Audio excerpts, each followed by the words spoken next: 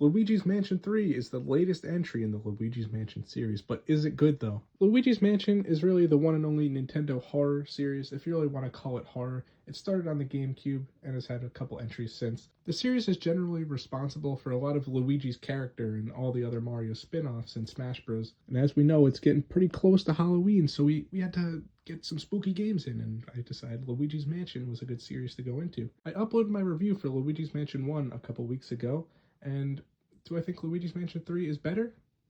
I do not. Now, Luigi's Mansion 3 plays very, very slowly, and I think that is kind of its downfall. A lot of horror games that are in this style play pretty slow, but that's mainly because there's tension being built up. It's kind of scary.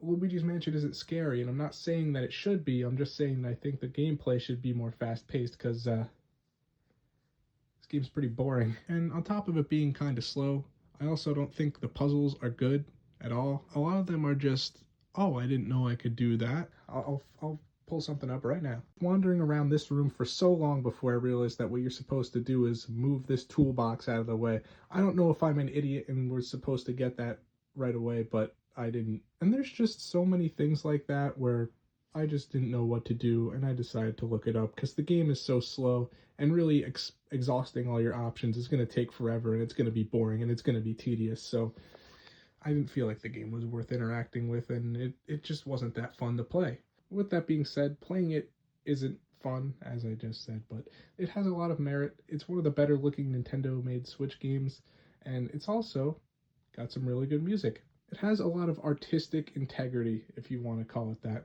and that is, that's not in every game. So Luigi's Mansion 3 has some merit, but all in all, if a game's not fun to play, then it's not that good of a game.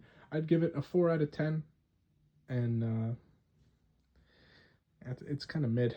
Make sure to follow me on backlog.com for reviews the second I beat a new game.